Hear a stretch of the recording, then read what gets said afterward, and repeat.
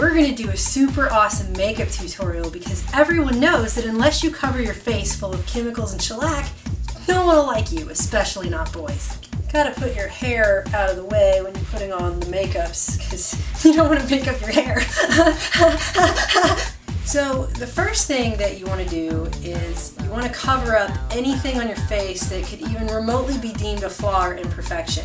Obviously, if you have zits or anything that leads other people to believe you're human, you just won't have any friends. First thing I'm going to do is put some of this NEOPENTYL GLYCOL DIHEPTANOATE on anything on my face that might even remotely be deemed a flaw or imperfection. It looks like alien brains. Smear that in. Now the really great thing about this NEOPENTYL GLYCOL DIHEPTANOATE is that there's actually no scientific data to show whether or not it's good or bad. There's actually just no data at all, which doesn't mean it's good for you or bad for you, I guess. It means they just really don't know, and there are people smearing this all over their face every single day. So I guess because there's no science to show that it's bad, it's probably fine. I'm sure it doesn't have any bioaccumulative or carcinogenic effects whatsoever. It's always good when there's absolutely no scientific knowledge behind an ingredient. So next we want to do foundation, and I've chosen this CYCLOPENTASILOXANE to smear all over my skin to cover up the rest of all the imperfections that really just are skin. CYCLOPENTASILOXANE is great because it's not only something that possibly is an endocrine disruptor and might cause cancer, but it also bioaccumulates in the environment and is toxic to wildlife as well. Siloxanes are known to be harmful to my reproductive system. In fact, the Dow Corning Corporation, Dow, you know, a name I always trust in putting things on my face, has done one or more animal studies to show tumor formation in moderate doses. You know what I really like about makeup is when it has these symbols on the back of fire and flames. I think that's always really good. When it says caution, container may explode. That's always a really positive sign that I should be smearing that all over my face. Is that like a meteorite? Now that I look like a chalky white ghost, it's time to set all this crap that I've smeared all over my face with a powder to make sure it stays on all day. I'm sure that it's fine that I'm also smearing this all over my face and the tiny dust particles are going all out in the air so that I can breathe them in as I'm putting this on. Now I'm going to smear this beautiful purple paraben all over my eyelids. Actually, it's 3 different kinds. It's methyl, ethyl, and probable. I'm just going to smear this all into my eyelid. When I put on eyeshadow, I really like to make sure that it's a strong human endocrine disruptor that possibly causes cancer and alters my gene expression. Who knows what the hell that could do? Especially over time. They've been found in breast cancer tumors and may contribute to hormone imbalance in females in early puberty and sterility in males. This eyeshadow also contains FD and C color pigments, which are synthetic colors from coal tar containing heavy metal salts that deposit toxins in my skin. Absorption can also cause depletion of oxygen. Animal studies show almost all of these are carcinogenic. One of the things I like about smearing chemicals of unknown origin just right directly on my skin is that I really don't know how much of it I'm absorbing, other than the fact that the skin is the largest organ on my body. 90% of what I put on it just goes right in there, bypassing my liver that usually would filter out the toxins, causing endocrine disruption and cancer. So much fun, because I don't care about anything YOLO and what the hell ever. So awesome. Next, I'm going to apply mascara. But before I can do that, I like to make sure that my eyelashes are pointed away from my eyelids at the most unnatural angle possible. And for that, I use one of these little eyeball torture devices. Almost to the point that it feels like your eyelid is ripping off your body. Oh, ow! Oh. Now we move on to the mascara. I know everyone says, ooh, bat guano. Actually, bat guano is probably better for your eyeballs than some of the other stuff that's in mascara, like aluminum powder. It's a neurotoxin considered to be far worse than mercury because it's been linked to interfere with a variety of cellular and metabolic processes in the nervous system and other tissues. Just want to make sure and spread that on real thick.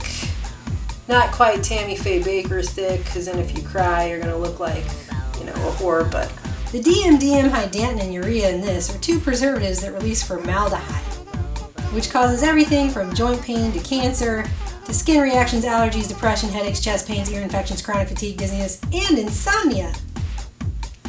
Now Now this blush is, I love this blush because it contains so many ingredients that I can barely pronounce and which have absolutely no scientific data to back up whether or not they're safe or harmful to me. Ignorance truly is bliss. Ingredients like bis-diglyceryl polyactylapidate 2. This also contains sodium lauryl sulfate, which is used in car washes, garage floor cleaners, engine degreasers, and 90% of personal care products.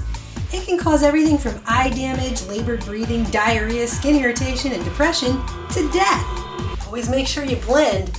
You gotta grind stuff into your skin as much as possible. You really want to make sure that it crosses over into your bloodstream, where it can affect your brain and other organs. I almost forgot eyeliner. Can't go out without that. I mean, why would you go out without a line around your eye?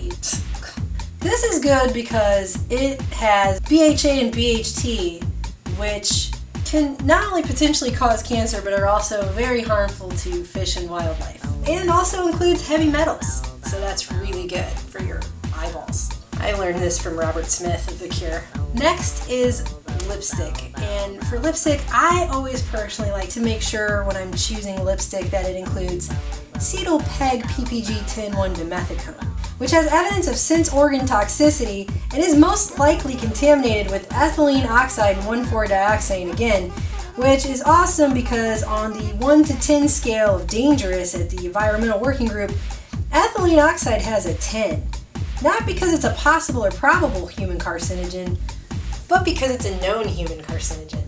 Just smear that cancer-causing stuff right on your lips.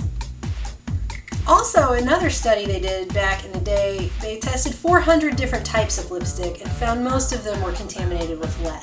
So I'm probably also smearing a neurotoxic heavy metal right on my lips. But I'm not done yet because I have to have lip gloss. Good thing. I wasn't planning on having babies ever. That's it. How do I look? Isn't it pretty? I mean, my face is just literally itching with all of the chemicals I've smeared on it that cause things like cancer, organ toxicity, neural damage, and are probably harmful to the environment. They also bioaccumulate, so if I'm doing this to myself every single day, the effects are likely bioaccumulative. I just need one more touch-up, just a little more lipstick.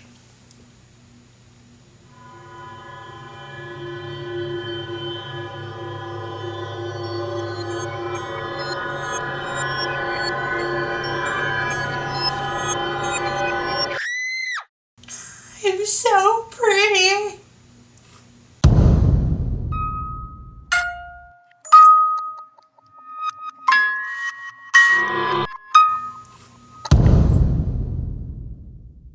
Dimethicone is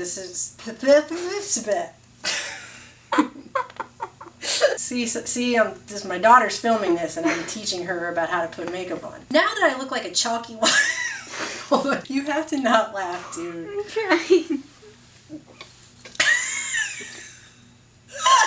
It's really hard, isn't it? I knew this was gonna be hard to do. At the club, I'm gonna look hot, yeah.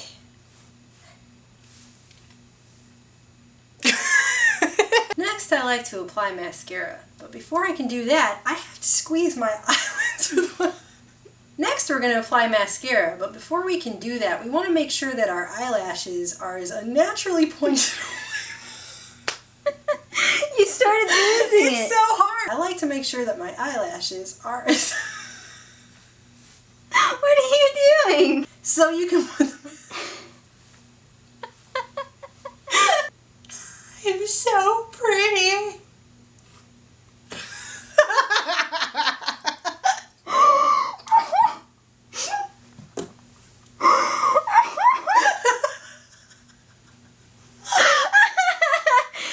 Oh God, okay, I gotta go wash this off my face.